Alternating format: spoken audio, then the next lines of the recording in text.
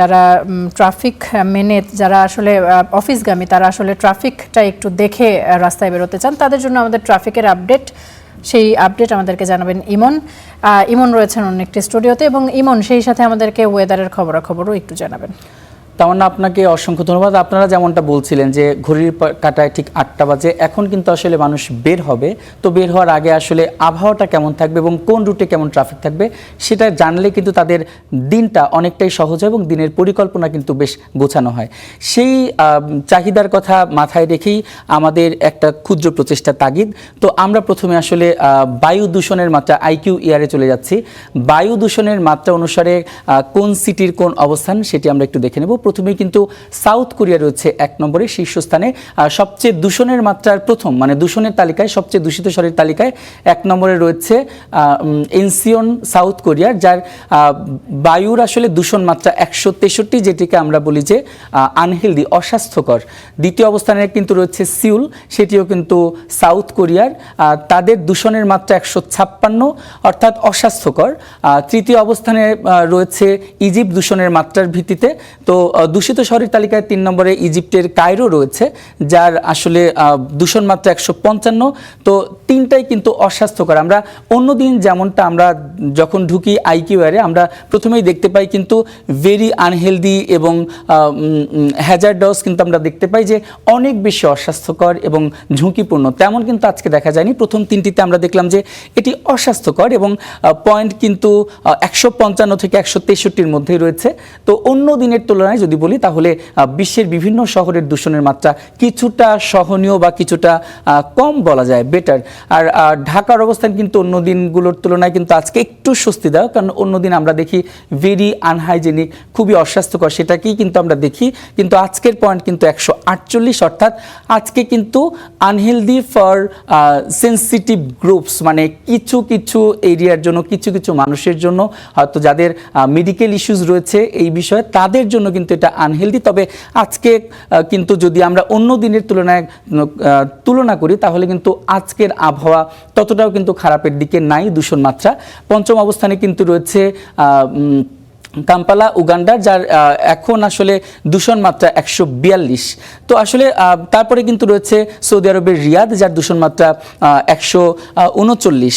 তো আমরা দেখতে পাচ্ছি যে প্রথম কিন্তু 14টি রয়েছে, যেমন বললাম আনহেলদি ফর সাম গ্রুপস, সেটা কিন্তু 14 পর্যন্ত। প্রথম তিনটার ক্ষেত্রে যদি বলি, তিনটা শহর তাহলে কিন্তু আনহেলদি ছিল, কিন্তু তারপরে আসলে 11টি যে শহরের আমরা বিভিন্ন শহর দেখছি তারা কিন্তু আসলে কিছু কিছু স্পেশাল গ্রুপের জন্য ঝুঁকিপূর্ণ। তো আজকে যদি আমি তুলনা করি তাহলে দেখা যাবে যে অন্য দিনের তুলনায় ঢাকা শহরের আবহাওয়া যেমন একটু হলে উন্নতির দিকে যাচ্ছে এবং অন্যান্য শহরেও কিন্তু বেশ খানিকটা উন্নতির কথাই আমরা বলতে পারি। তো এখন আসলে আমরা একটু চলে যেতে চাই যে ট্রাফিকে আজকে যারা আসলে ঢাকা শহরে বের হচ্ছেন, অফিসগামী মানুষ হয়তো বের হবেন, কিংবা এখন কিন্তু আসলে বাড়িতে যাওয়ারই একটা ধুম পড়েছে। তো আসলে তারা দেখতে পারেন যে কোন এরিয়াগুলোতে আসলে একটু বেশি জ্যাম, কোন এরিয়াগুলোতে কতটুকু সময় হাতে নিয়ে বের হতে হবে।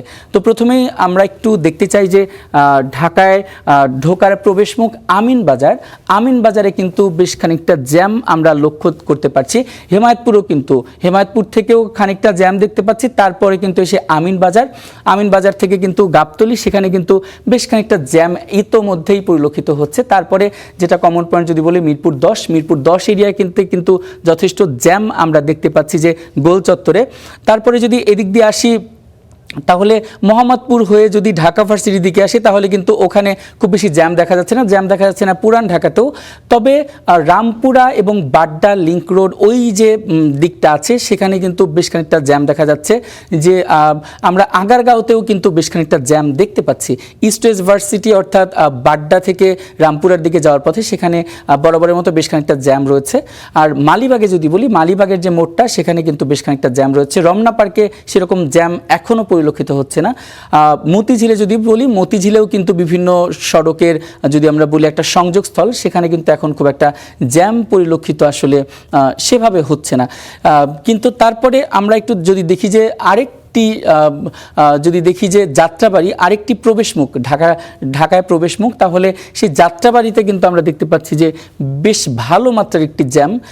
কারণ আমরা যেমনটা বলছিলাম যে শুরুতেই যে আসলে এখন বাড়িতে যাওয়ার ধুম পড়েছে, তো সেই কথা মাথায় রেখে কিন্তু যাত্রাবাড়ি হয়ে কিন্তু অনেক, যেমন চট্টগ্রাম, সিলেটগামী যে মানুষগুলো রয়েছেন তারা কিন্তু সেদিক দিয়ে পাস করবেন, সেখানে কিন্তু বেশ ভালো মাপের একটা জ্যাম কিন্তু আমি যদি একটু দেখাতে চাই তাহলে ভালো মাপের কিন্তু একটা জ্যাম দেখা যাচ্ছে। অন্যদিকে যদি আমি বলি সদরঘাটে কিন্তু সেরকম জ্যাম আসলে লক্ষ্য করা যাচ্ছে না। আবার অন্যদিকে যদি বলি পুরান ঢাকাতেও কিন্তু নয়, ঢাকা বিশ্ববিদ্যালয়ের যে এরিয়া সেখানেও কিন্তু খুব একটা জ্যাম দেখা যাচ্ছে না। আবার বসুন্ধরা শপিং কমপ্লেক্সেও যদি বলি তাহলে এখন পর্যন্ত জ্যাম ফ্রি বলবো না, যে কিছুটা জ্যাম কিন্তু কারওয়ান বাজারে রয়েছে। কারওয়ান বাজার একটা মেইন পয়েন্ট, ঢাকার আসলে অন্যতম একটি মেইন পয়েন্ট।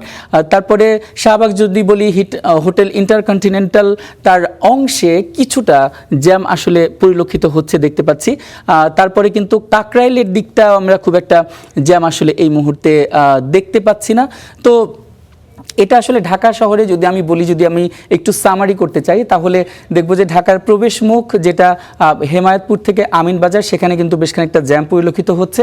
আবার অন্যদিকের যে প্রবেশ মুখ যদি বলি আমরা যাত্রাবাড়ি, তাহলে যাত্রাবাড়িতেও কিন্তু বেশ খানিকটা জ্যাম আমরা দেখতে পাচ্ছি। তারপরে ফার্মগেট যেটা বললাম, ফার্মগেটে মিরপুর 10 নম্বর এবং যদি বলি আগারগাঁও, কিছু কিছু জ্যাম কিন্তু বাড়তে শুরু করেছে। এখনও আসলে ঘড়ির কাঁটায় 8টা বাজে, সেভাবে মানুষ বের হতে শুরু করেনি, হয়তো বের হওয়ার পরে জ্যামের পরিস্থিতি আরেকটু জোরালো হতে পারে। আর যেহেতু এখন স্কুল, কলেজ, বিশ্ববিদ্যালয় বন্ধ, অনেক মানুষ কিন্তু ইতোমধ্যে তাদের গ্রামের বাড়িতে চলে গিয়েছেন, ঢাকার বাইরে ঈদ করতে চলে গেছেন, অনেকের পরিবারও হয়তো চলে গিয়েছেন এবং 2-1 দিনের মধ্যে অফিসগামী মানুষ যারা আছেন তারাও চলে যাবেন। এই জন্য ঢাকা শহরে আজকের সকালটা খুব বেশি জ্যাম যে পরিলক্ষিত হতে তেমনই না। আর এই একটা কারণ হতে পারে যে ঢাকা শহরে আসলে বায়ু দূষণের মাত্রা কিছুটা কমেছে, এই একটা কারণ হতে পারে যে মানুষের সংখ্যা কিন্তু বেশ খানিকটা কমেছে।